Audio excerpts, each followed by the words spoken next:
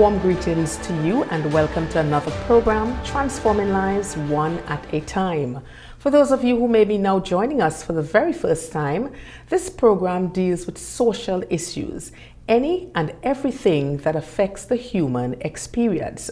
The program is aired every Saturday at 5:30 in the p.m. You can also find us on our YouTube channel and our Facebook page, Transforming Lives One at a Time. Well, today we will embark on a two-part series on substance abuse. My guest today is no stranger to this field, as she has been transforming lives in this area for the past 12 years. Please help me welcome my guest, Behavioral Services Officer at the Division of Health, Wellness and Social Protection, Ms Shermin Charles. Ms Charles, welcome to the program. Thank you so much for having me. It's a pleasure being here. Yes, my dear. Well, Ms Charles, based on the statistics that we are seeing at present as it relates to substance abuse, it is evident to many of us, if not all of us, that indeed we are in a crisis. Yes. So we want to take our time and venture into this topic layer by layer, so even the smallest child would understand exactly what we are talking about when we speak about substance abuse. So my first question, as we lay a proper foundation, is what exactly is substance abuse? Okay, so I want to actually precursor that with what is substance. So a substance is anything that changes the way your body works. So nobody would have used the term drugs before, but now we're using substance. Because we have realized normally when we talk about drugs, they stick to the quote-unquote hard drugs, which will be the marijuana, the cocaine, and so forth. But we want to encompass all substances. So we have alcohol, we have the caffeine, we have the tobacco as well. So when we talk about substance, we include all these drugs, as you would see. All right? And when we're talking about substance abuse, we're talking about the problematic use of a substance, whether it is the amount that is used or the method that it is used, and that's what we call substance abuse. And you know, it brings around a harmful effect, whether it is psychologically, physically, socially, or otherwise. That's what we term substance abuse. Okay, when we say that a person has an addiction, what does it mean?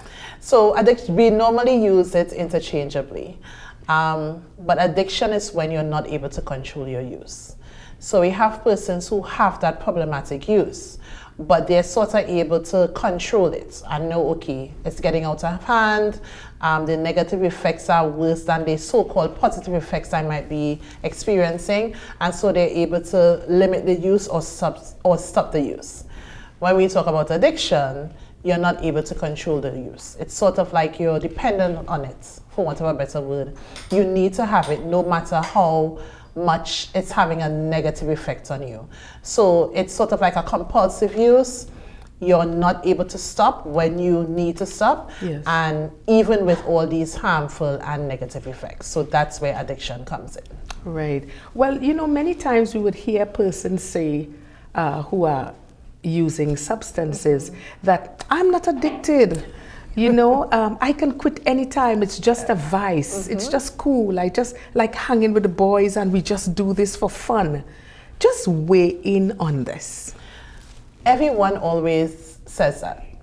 The hardest thing, when we talk about the 12-step program, the first thing you have to do is come to the realization that you have a problem. And that is the hardest thing for persons to do for many reasons. I think most importantly it's because they're seeing some positive effects. They're able to manage their stress better, they're not as angry as they used to be, they're able to calm down, they're able to enjoy a social gathering more because they're using this substance. And because they have this perceived positive effect, they're not going to see anything wrong with what they're doing because it's not really affecting me negatively. I mean, I'm having all these so-called positive effects. Why should I stop? And then everyone always believes that they can control it. I can stop when I want to. They might say, I could get up today and I don't feel like using it, so I can stop. And they think because they're able to stop for one day, or maybe because they're able to limit the use, that they don't have a problem. And I think what persons need to understand is that even before addiction, you can have a problem. Because with the substance abuse, you're still having that harmful effect. And so that is the hardest thing for us to do, for persons to come to realization that, listen, I have a problem. And that is something that, we really, really have to bring them to before they can even start treatments. Wow. So coming to terms with the reality. Yes. Because it seems, and it brings me to the question, is it that as citizens, we are slighting the use of substance abuse and not giving it the kind of urgency that is needed? Or sometimes we just palm it off, well, it's just young people having fun. Is it that we are slighting this? Yeah, we have a society now that is very accepting of substance use. Let me touch on alcohol a little bit. Every single activity you have, there's alcohol. Your baby has a christening, you drink. Yes. A wedding, you drink. Funeral, you drink. Harvest. We have a harvest culture, so you drink. Yes. So it's become very acceptable to use alcohol at every single occasion. And then we have marijuana, which person thinks is the best one because it's natural. Right. It comes from a plant, you can plant it at home, and then we have to deal with the decriminalization, and people are mixing that up with legalization. So we have developed a culture where substance use seems to be very accepted, well, at least for some. It's sort of like, the bad one. So you have the cocaine, which nobody wants because it's bad. Yes. And then you have the tobacco, because we have a lot of information about the negative effects of the smoking on the lungs and so forth. But then there are some that are readily accepted. And because it's readily accepted, the use is going to increase. And I think that is something that we have had to battle with, that acceptance in society when it comes to substance use. Yes, because some time ago I was speaking with a mom, and I was telling her about these young men that were now using marijuana. And she's like, Deanne, that is a normal thing now, It's like, and the way she said it so casually, it's like, well, you just have to accept that this is what the young people want. This is what is desirable. And my question, I was really blown away with how she said it, because it had become such a customary thing for her to see, passing on the side of the roads all the time. You seeing them, and listen, these lengths. Yes. Listen, so she was like, this is a usual thing. So hence the reason I asked if it is that we as the citizens, if we are just slighting it as, well, it's just another thing, it's just another vice, they will get over that, they will grow that out. And that is it, because when I grew up in Plymouth. And there was an area in Plymouth where they would always have persons smoking weed and stuff. Yes. And I remember my grandmother would be buffing up people on the road, like, what are you doing? Somebody's shipping it, whatever is the case. But now, we pass straight. For many different reasons. One, they might cost you. Yeah. You know that. And so it's sort of like, it's either way, like, okay, like she said, what are you going to do? Sometimes, it's not the best way. It's never the best way, but sometimes persons just give up because it's a battle to get the word out there. So I do understand what she's feeling, but as a society, we have to get back to not having it be accepted. Like, holistically, as a society, start from within your homes. Yes. Let your children and your young people know that this is not something that is accepted or something that is tolerated. That is what we have to come back to. It brings me to the question, are there any benefits? No, we have to be real. And this program, we touch on subjects that a lot of persons don't want to address. We address the white elephant in the room, because if we don't ask the question, if we don't say it, persons will just continue pushing it under the rug, sweeping it under the rug. And we have recognized that over the years, we have been doing that. And what do we have now? We have an entire rug, it's long like a mountain, Yes. and we are now trying to clean up that. We are actually dealing with the repercussions of just allowing things to slide. Yes. You know, so my question is, because I would always ask that, is there any benefit apart from benefit for the business community? Because we know it's a Yes. multi-billion dollar, we Yes. know that, dollars and cents. But is there any benefit to the human experience? You see, and this is something that we have had to battle with when we're going out and doing these education things. Because the reality is, and I don't know if I should say the sad reality is, a lot of persons who are using substances for a certain reason are seeing the benefit. So for example, I have had young people who would say, Miss, if I don't smoke, I go kill somebody. Wow. Miss, I just get real vexed. And when I get vexed, I just lash out. So instead of me lashing out and ending up in jail, I would smoke something. And so you're kind of thinking like, do I want him to end up in jail? Right. Or do I want him to just The relax lesser and- of the evil. And so the unfortunate thing is that a lot of persons who are using it are seeing the benefits. There are persons who use it to deal with anger. There are persons who may be stressed out and to deal with that immediate feeling of stress, because it doesn't get rid of the stress, but that immediate feeling, they use that. There are some persons who are going through grief. Somebody died for them, and to deal with all those emotions that come with grief, they're going to be drinking. And so there's an immediate benefit. But like I tell someone, I always bring my experience when I was doing surgeries. I had to take pain medication. And yeah, it would work. The pain medication would deal with the pain. But then it would affect my liver if I stay on it too long. Okay. It would affect my kidneys if I stay on it too long. And so when we go, we like to talk about, because they always talk about the medication and side effects. And I always say, just like medication, which is also a substance, would have side effects. After the positive effect, which will be the pain going. Yes. It's the same thing with the marijuana. And are you willing to take a risk where I have this benefit, but after I have that benefit, I have to deal with those negative side effects? And I think that is what we normally have to tell them, because they could list out for you. Trust me, when you want to use something, you can find all reasons that it's good for you. And I always say, okay, fine, you manage your stress for now, but the stress is still there. What you going to do? Yeah. You get anger now. What if one of these days you get angry and you have no weed around to smoke? What you going to do? How are you going to manage the anger?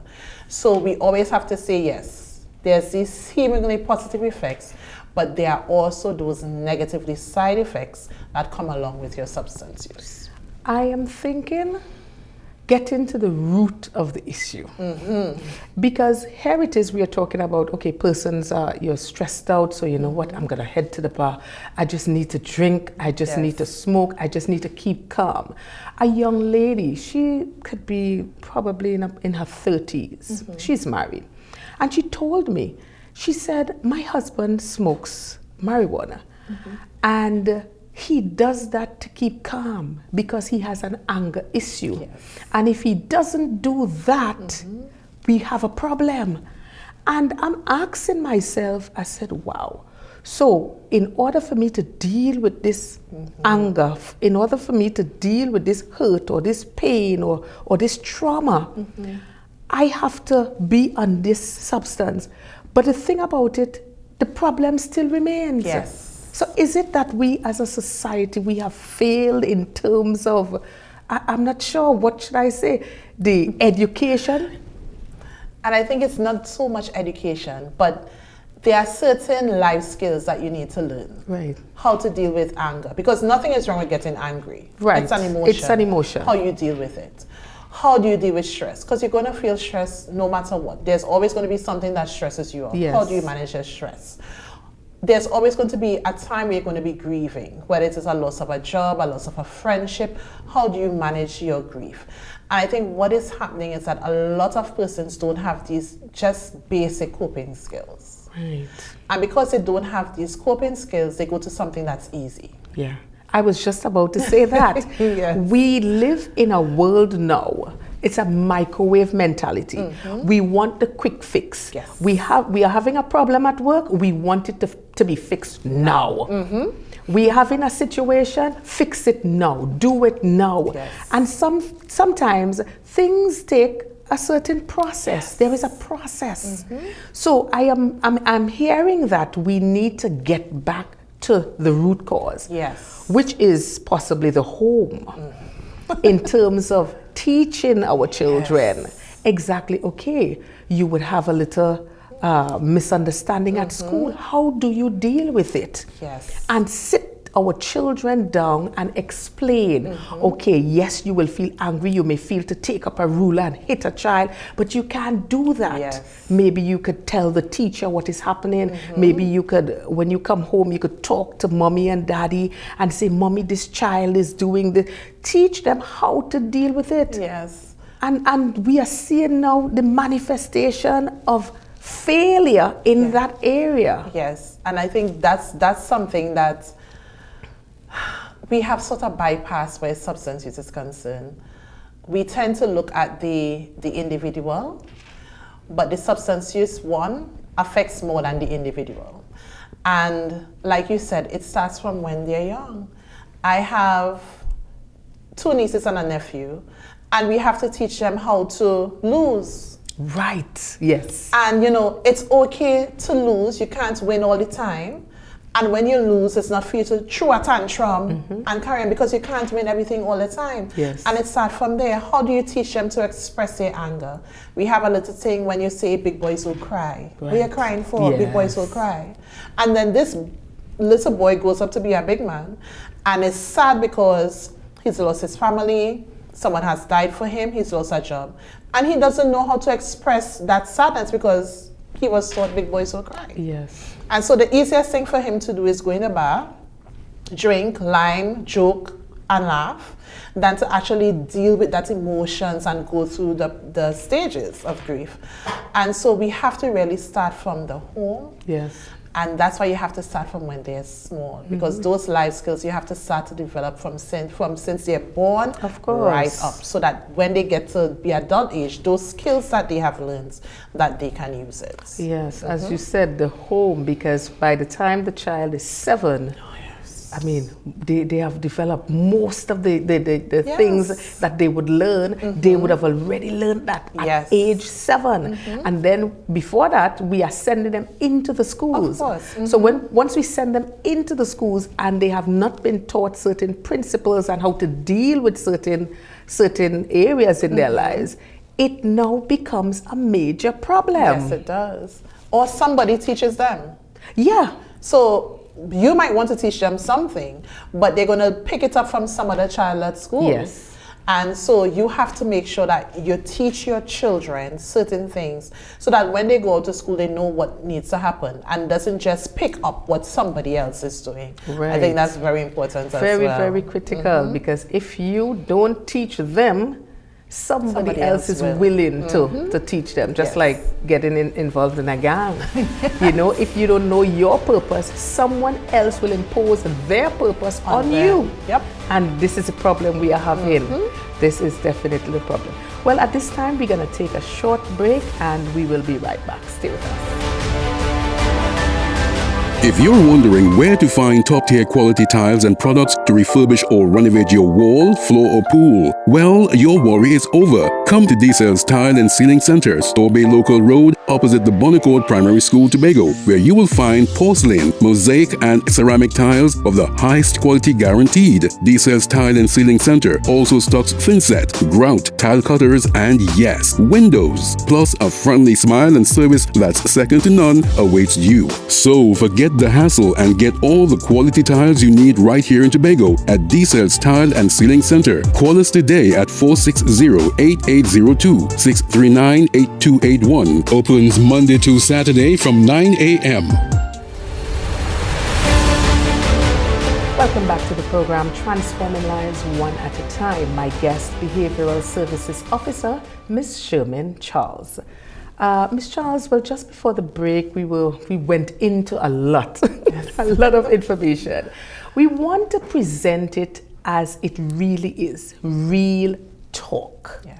too long we have been sweeping things under the carpet. So we want real talk. Is there a high possibility that a person who uses substances can indeed be addicted and trapped? Because some persons say, well, I just use it for recreation, just a little relaxation. Yes. Let's talk about that. And that's how it starts. Okay. I think you need to say that again, eh? That's how it starts. Yes. So, persons always have a reason why they start using. And when they start, it's always never that serious, as I would normally say. It's never that serious. Right. It's just a one-off. Some persons will say, it's only when I go in online. Yes. Or it's only when I'm feeling stressed. Or it's only when I have a hard day at work. I don't do it every day. I do it every now and then. And then you realize that every time that person has to Lyme, they need to take a substance. Okay. Every single time they have to Lyme, they seem to take a substance. And then they realize, well, I don't need to just take it when I go in on Lyme. I could take it on a regular thing. So it might start with parties. Yeah. And then it might be like, oh, when a friend comes over. And then it progresses. Mm-hmm. What also happens with addiction is that you're using a substance to get that feeling, that high feeling. And after continued use, what you would normally use to get that high feeling doesn't work anymore. Okay. So you have to either increase the amount or increase the amount of times that you're using. So you might have a student in a high school who might say, you know, I'm fine with just using one roll-on or one spliff a day. And then you realize that they need to use it before they go to school, and then they need to use it after school. Yes. And then you realize that child starts to carry to school because they need to use it while they're at school. At lunchtime. Right. So the dependence, the tolerance increases. So what could have given you that high before, it has to be more, it has to be more. And that is how addiction starts. You always have to use more or use more frequently to get the first high feeling that you would have gotten at the beginning. And so that's why we normally say it's better not to start, because all these substances are highly addictive. When Yes. you talk about nicotine in the tobacco, that's one of the most highly addictive substances. When you talk about cocaine, I mean, marijuana could keep you high for like about, say, maybe an hour if you're now starting. Cocaine will give you an amazing high, but within 30 minutes, the high is gone. And so within that 30 minutes time again, you're like, okay, I need to go again. Right. And so that is what happens, that is what causes persons to get addicted. So it's always, you know, it's just now and then. But then that could progress to more and more. And then you realize that you're dependent on that. You have to smoke. Some persons have to smoke before they use the bathroom. Yes. They have to smoke before they eat. They have to smoke before they go to work. And if they don't get a smoke before they go to work, they can't function. Wow. They're looking for it. And this is where the addiction comes in. So that's why you normally say, once you start, even if you're doing it recreationally or occasionally, there is a possibility that you can become addicted. Let's talk about the clear difference. Is there a clear difference? No, not rather. Mm-hmm. Let's talk about the clear difference between substance use and substance abuse. Yes. Substance use means that you're using the substance. In most cases, you may not have a direct negative effect as well. It's not a harmful use as yet. So I would say, for example, let's use pain medication. You have your prescription. Your doctor tells you that you have to use 2 tablets 3 times a day, and you're using your 2 tablets 3 times a day. That's substance use. Okay. The abuse comes in when you decide, you know what, I want 3 tablets 2 times a day. Okay. That is when the abuse comes in, because you're using it in a way that it could be harmful for you. I always say with cigarettes, there's no use, it's always abuse, because tobacco is harmful. Right. There is no way that you can use tobacco and it not be harmful. It will be harmful. Yeah? So that's why most times we tend to use, instead of use substance use, we tend to use substance misuse. Okay. Because all substance use can be harmful. You may not have a direct harmful effect now, but it can be harmful. Yeah, so the difference is substance use doesn't really have a harmful effect, and substance abuse, it's a harmful effect. Because of course we have legal drugs and illegal. Yes, we do. Yes, yes, yes. Well, Ms. Charles, you have been involved in this field, as I indicated earlier, for over 12 years, and you would be privy to certain information the average citizen would not be aware of. Yes. Just what are the trends related to substance abuse here in Tobago? Okay, so the four main substances that are used in Tobago right now: alcohol, tobacco, marijuana, and cocaine. Alcohol is the top because one, it's legal. Okay. And it is the most accepted one right now. I mean, anyone could go down into Scarborough at any time during the day, and you have two bars, one by Chef's, I think, yes. and one right after. Yes. And you would always see people there All the time. all the time. You go to your villages, the rum shops are always open, and they're always making money because alcohol is one of those things that is very accepted. It's very accepted and it's easy to get. And that's why I normally tell parents, make sure your children don't go to harvest by themselves. Right. Because you could just walk and take a drink from anybody. Nobody in looking to see if it's a child or whatever. Yes. So we have that alcohol problem. Then we have the marijuana. In 2019, they decriminalized it. And in 2020, we had COVID. Right. And persons not understanding the law figured that it meant that it was legal. And then we were so taken up with all these health issues that nobody was really paying attention to what was happening with the marijuana use. And so now we have a situation where marijuana use, persons think decriminalization means legal. And so now everybody is using it because everybody can plant it at home. Yes. And so it's easy to get it, easy access for it. So we've seen, I wouldn't say a spike in the use because it's always been there, yeah. but persons are more now open Yes. about their use, right? So we have that issue. And now in our schools, we have this vaping issue. Yeah.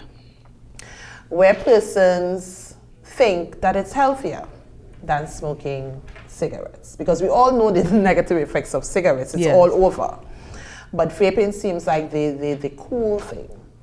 And you know, it looks good for you to have that, and it has these flavors for the nicotine, and then persons are using the cannabis oil Right. with the vape pens.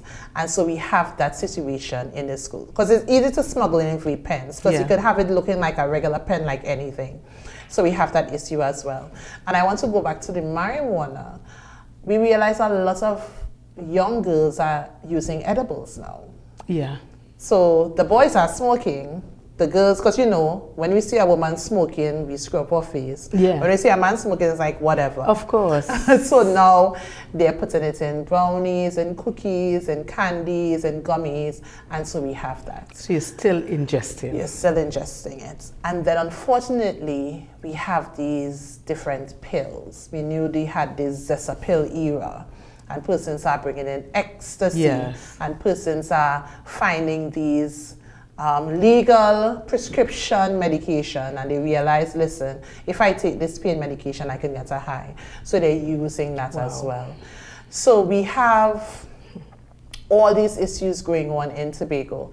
But I think what is the most dangerous trend is that our children are using at a younger age. Yeah, I was to bring that up because the age is just getting younger and younger. And what I have recognized, I see a lot more females actually smoking now. Yes. Because long time, you know, you would see the guys and you'll be like, okay, guys always smoke. But now it's troubling. Yes. It's troubling. I don't know how others feel about it. I really don't.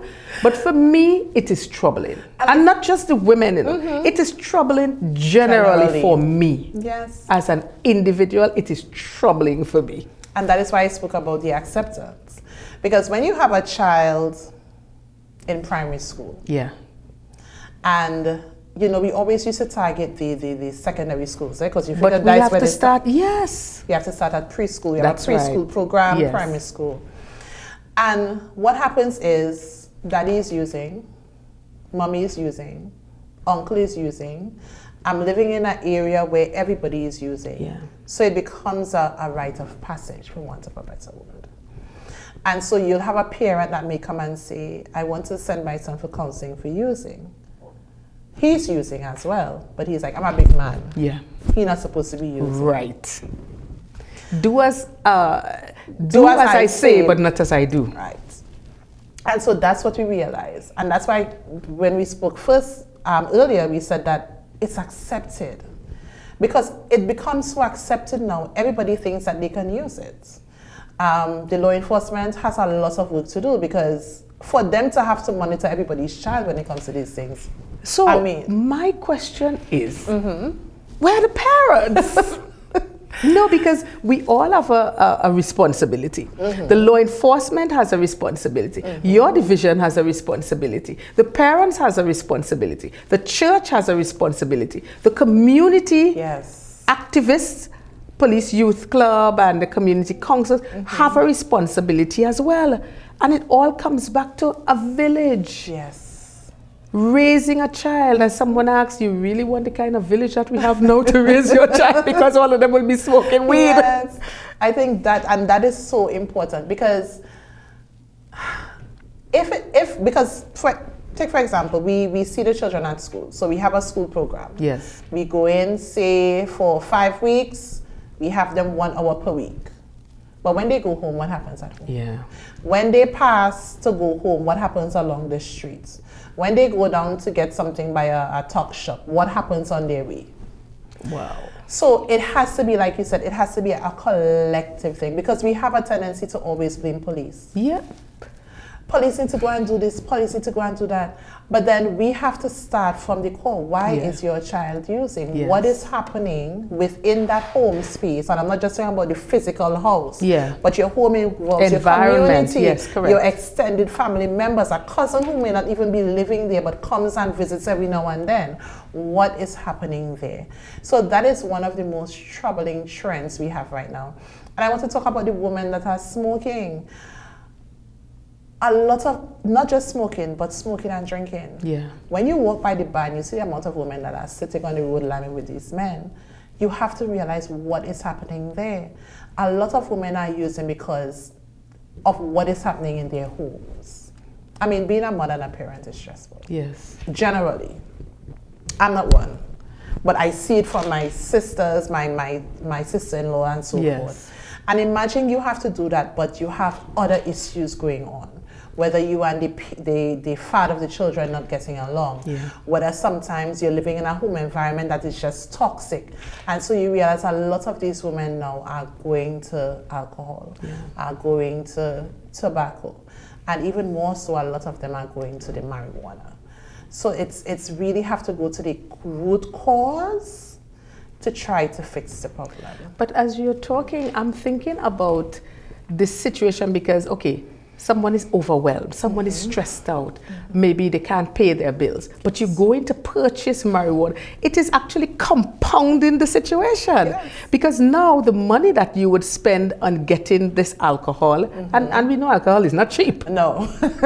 and the cigarettes and the marijuana, when you look at it, is it that this is really a stress reliever or it's making matters worse? That's why I always say it's a short term. Short term. I remember a young lady told me that her bill was $1,000 and $100 wasn't going to do anything for the bill, so she just went and drank. Right. She didn't think that if she has 100, she only needs 9 more. That only doing a little thing. So I just went and drink. Again, coping skills. And I always say, it may deal with the stress at that point in time, the stress you're feeling, but it doesn't deal with what exactly is stressing you out. Because a lot of times we don't want to deal with what is stressing us also now, because it's a lot. Because when you think about you have a bill, $1,000 bill, and they're going and cut your lights. And you had to think about how you're going to get that done. It's better I just drink and forget it. And when the lights cut, the lights cut.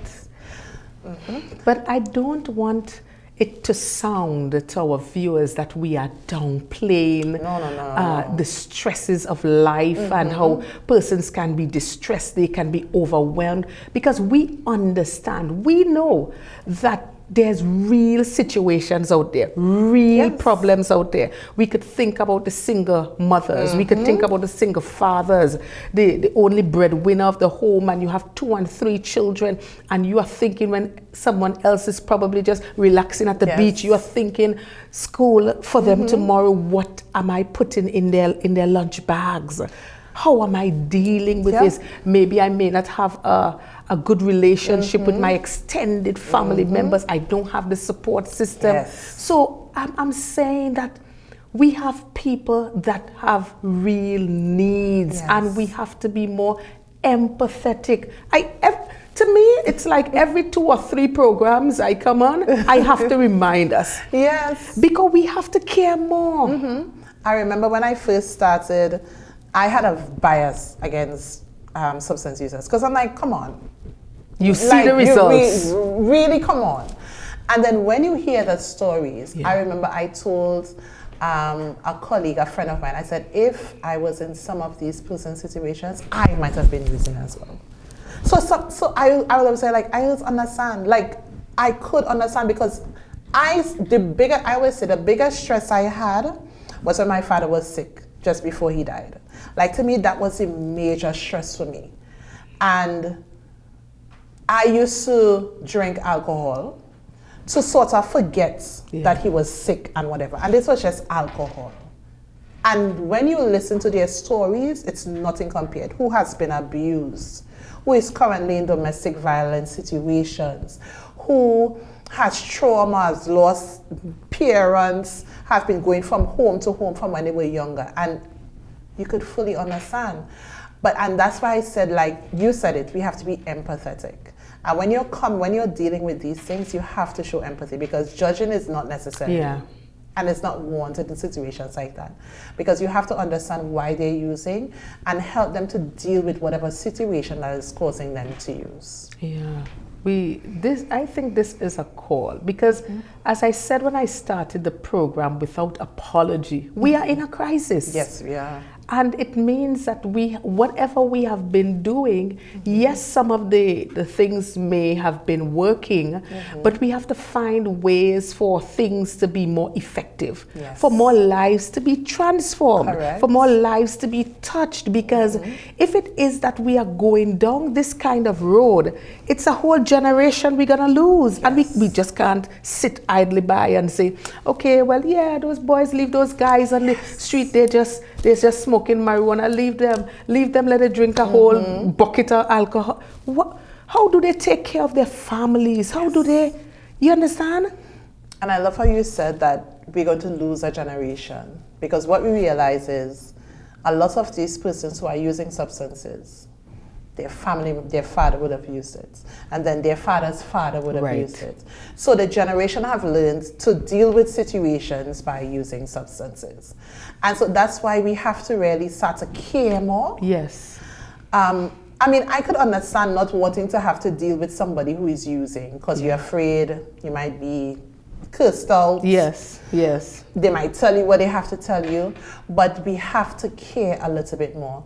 And I really applaud some of these police youth clubs that are really working hard in these areas that have a situation with drugs. And like I told somebody, it seems as though every village now has a situation with drugs.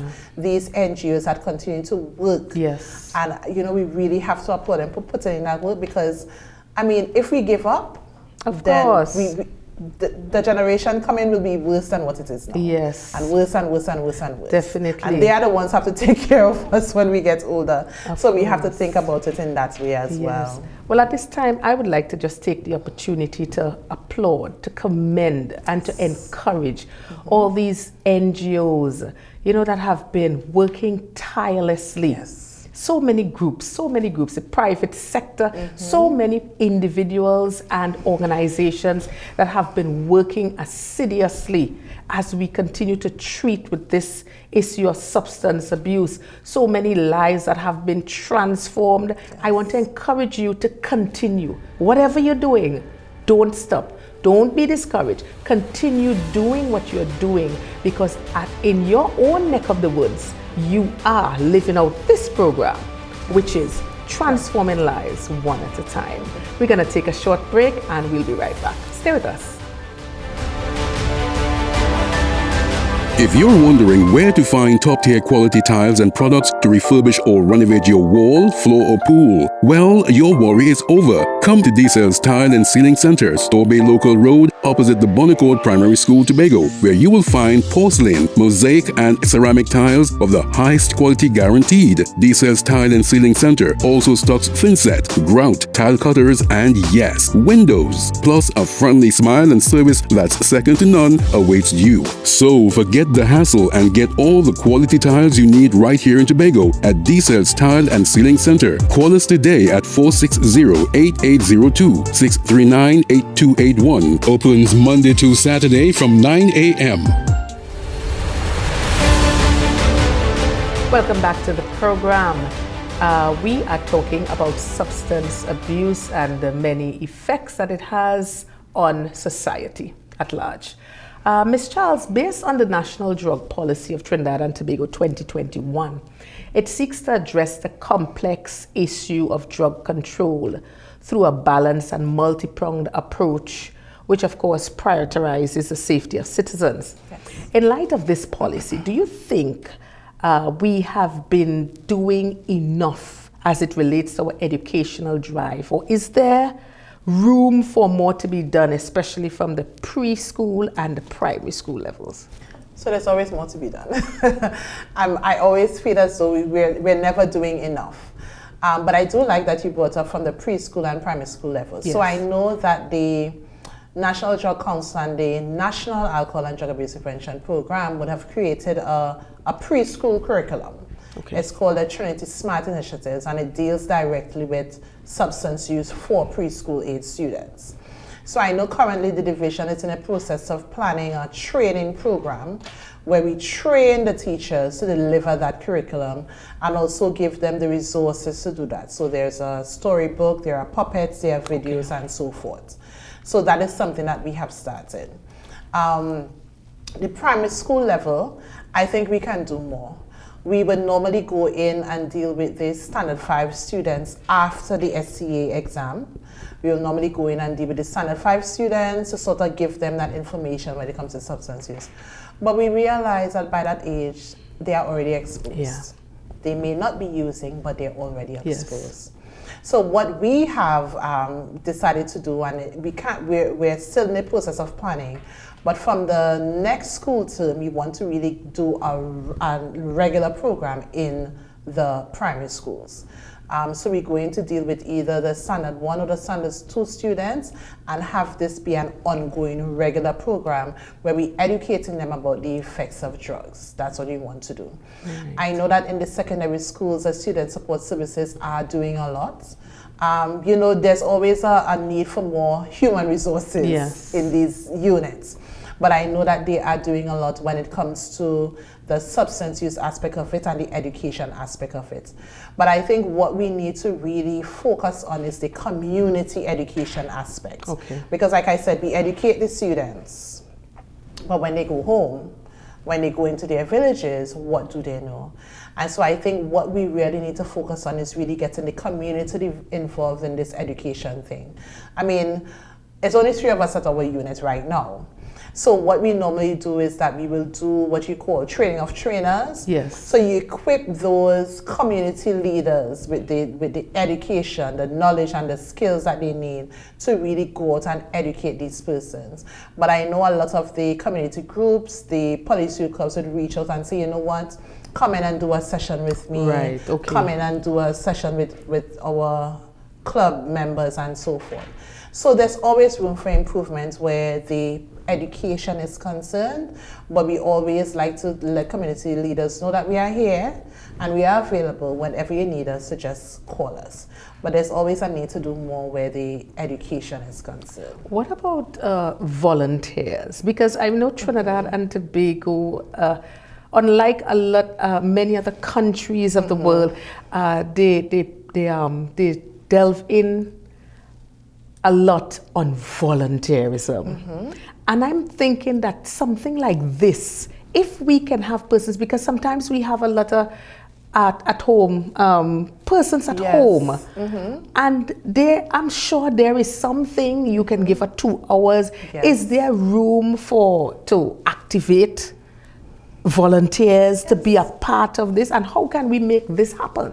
And you see, I like that idea, because I'm being honest, that is not something that I would have thought about, because you normally will just go to already established clubs. But it could be that we could have a registry where persons who are willing to volunteer to go and do this education, you come, you get the training, you get the resources, you get the support needed to do that. So that is something that we could really look into, because we normally target the volunteers with the already established groups, the youth clubs, the dance clubs, the sports clubs, and so forth.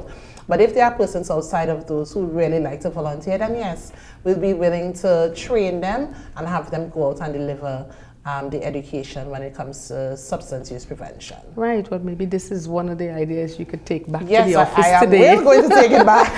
And that is something I would be interested in. In doing that training. So, because where I am, I meet young people all the time. Well, persons of all ages, but I interact with a lot of young people, a lot of young men, especially many times those young men on the side of the street and they smoking, and so I would always stop and have a conversation. You know, and my heart is there because I want to see people's lives touched. I want to see people's lives transformed. It's my heart. And it is troubling to me that so many persons are going down a slippery road, and I know what is out there. And we are trying to help them avoid certain pitfalls. So wherever, and I'm making a call, maybe you, I'm looking right into the camera. Maybe you might have some extra time and you might say, well, I'm so busy. I am sure you could give, even if it's 2 hours. And you come, you get the kind of training, and then you are able to now impact lives. You are able now to share that information, share it with maybe your youth group. I'm even calling on the churches.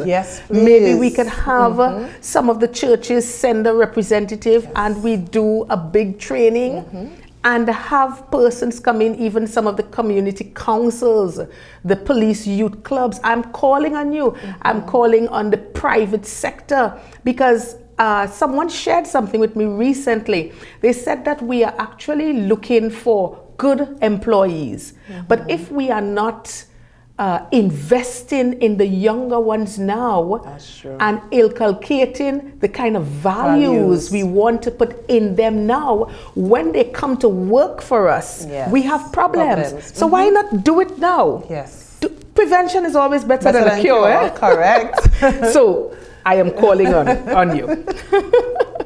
Yes, the conversation is very, very interesting. And staying in this vein, what are the signs of addiction that we can look for in an individual?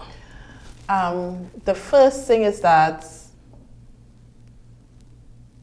there will be changes. What they might be interested in before, they're no longer interested in. So they might be interested in going out online, playing football, going to the movies. They no longer have that interest.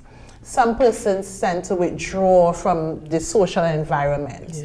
So they will normally come to family events, they will normally come to beach limes. They prefer not to do that anymore.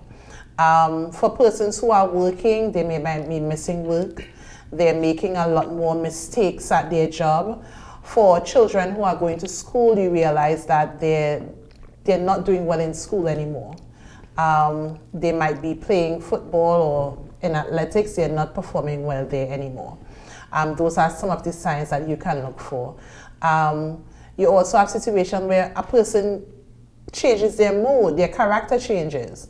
So you know this person to be a very calm person, and then you realize that in tutus, they're getting vexed for no reason, they're getting agitated, they're having these major mood swings. Those are some of the things. Another thing is that they just never have money.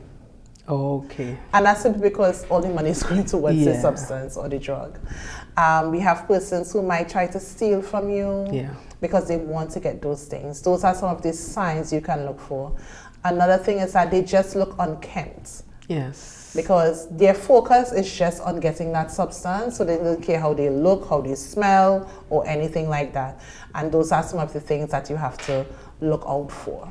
Yeah, so there are some physical changes that you can Yeah. see, and there are some, character changes, some personality changes that you have to look for as well. I know one lady said that the son that she remembered is not the son who is presented before her right now. Okay. She said that is not who she raised, that's not who she knows. And that's because the personality switched up. Yeah. Kind and loving son, cussing his mother, doing whatever he wants, coming in and out of the house, stealing from her, those kinds of things. So those are the things that you can look for where addiction is concerned. As you spoke about that, it's just such a heart-wrenching thing. And I could imagine just working within that division where you actually seeing firsthand the effects that substance abuse has on the average person. And later on, probably in our next program, we're going to talk about the effects socially, emotionally, financially, and of course the effects it will have on your extended family and your direct family. So when we look at the overall picture, no benefits. None. And I always say addiction looks like this is a person who can't help themselves. Because all their mind is on the substance. Yeah. And they don't care about anybody but that. They don't even care about themselves. That's how bad it is. And so it's heart-wrenching. And when you look at it from the aspect of parents who have to come in and try to get help for their children, a spouse who has to come in and try to get help for their spouse, a child who has to come in and try to get help for their parents. And then one of those things is that because counseling and therapy is voluntary. And when that person doesn't think they have a problem, they're not coming nowhere. So that family member just has to sit and wait. And sometimes, unfortunately, you have to wait until something major happens, a major illness. They end up in hospital, they end up in accident, they end up in a fight, they end up being assaulted, for them to come to realization that something is wrong. And like you said, it's a heart-wrenching thing, because I remember a mother said she feels like it's a waiting game. She's just waiting for bad news. Because she's tried so much and nothing is happening, she's just waiting for bad news. Wow. People need help. Yes. People need intervention. And for many persons, they need a divine intervention as well. We have to put God in that equation. Because I always tell persons, once you believe in God, make sure and have and pray and pray. There's a mother, she raised her child in church, beautiful daughter, and she got involved in a relationship with a guy who was a user, and she ended up. And I said to her, you've done everything. I said, at this point in time, you need to start to pray. And so I always say, for those persons who have that belief in God and belief in prayer, put that at the forefront as well. Definitely. Well, we are coming to almost to the end of the program, but I want us to chat a little bit about the alcohol and drug abuse prevention program. And how this program has been making inroads to deal with this crisis. And of course, we'll always hear that an ounce of prevention, we know. I'm trying to remember if it's better than a pound of cure. But whatever it is, better than a pound of cure. I'm going to put a pound. Please don't chastise me. I'm not sure of the exact saying. All right. In other words, it is always better to prevent a crisis than treat with one. Let's talk about that. So the Alcohol and Drug Abuse Prevention Program is a unit under the Division of Health, Wellness and Social Protection. And their focus is drug demand reduction, which includes prevention. So what we do is educate. As I would have stated, where it starts, we are looking to train the preschool teachers to have it at that level. We're starting with the primary school program that we want to get off in September. And then we also have the high school program. So we will normally link with the Learning and Enrichment Center. Okay. So that is the unit that deals with those children who are on suspension. So we normally go there every week to do that intervention. We would have had a Project Alert program we did at the high schools, but that had to come to a halt since COVID-19, and then we haven't been able to bring it back up as well. Okay. But we do have linkages in all the schools if they need that intervention that we can go in. We also work with the community policing units. I know they would have done an intervention at Speyside High School recently, and we were there as well offering that support. So the unit is there. We are small, but we are mighty, and we are available if you can send a request. You need us to come at this point in time. Even if we can't come on that date, we'll come, we'll work with you on which time is best available for you. So we are out there doing the prevention and getting the word out there about the negative effects of substance use. Do you have like a website that persons can go to in terms of family needing support, some of the schools, some of the community councils, and they may probably notice a trend and say, you know, this is more than me. I need some help. Right, so we don't have a website, but we do have a number. It's 487-6665. That's actually my work cell phone number, 487-6665. And once you realize that you need some additional help, some intervention, you can just call or WhatsApp, and we can set up a date and time when that can be done. All right. Well, I want to talk about one more thing before we wrap up the program, as it relates to, well, we would have touched on it a bit in terms of different stakeholders coming on board to be a part of the solution. How can that happen? That cohesion, that's... Luckily, ADAP has worked with a lot of stakeholders in the past. Student support is one of our stakeholders. We have the Changing Lanes program. They are the ones that usually deal with the NE and EA groups that are happening on the islands. Some police youth clubs. We also have linkages with the TTPS. So it's just to make contact and network.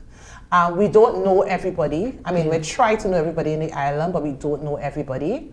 So if it's that you're one of those persons who are interested in prevention, you can also make contact with me, because we normally use our stakeholders we have a symposium we do for the International Day Against Drug Abuse and Illicit Trafficking. That's in June.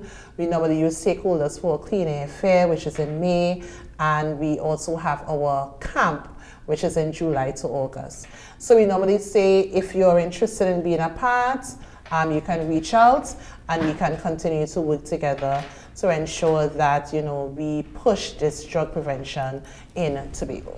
Of course. Well, I want to commend you and congratulate you. I want to thank you on behalf of Tobago, of course, by extension, Trinidad and the rest of the world, for the work that the team has been doing in terms of transforming lives, in terms of changing lives, in terms of making an impact into the lives of our friends and our loved ones and family members. And I know that you will continue doing that because I could hear the passion in your voice. Thank you. This is your heart. You want to help. You want to be there. So again, keep up the good work, and we're going to have part 2. We're going to definitely have part 2. Thank you so much. So thanks again, once again, Ms Shermin Charles, and she's a Behavioral Services Officer at the Division of Health, Wellness and Social Protection.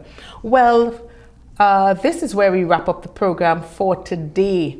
It has been an honor being your host, Deanne, as usual, here with you all the time, bringing the real issues that affects us as a society. We want to see solutions. We want to see changes. We want to see lives being transformed. And I'd like you to join us next week, Saturday, for part 2 of substance abuse with our guest, Ms Shermin Charles. Okay, as usual, I leave you with the definition of transformation, which is an internal shift that brings us into alignment with our fullest potential. Hey, we've got this. See you next time.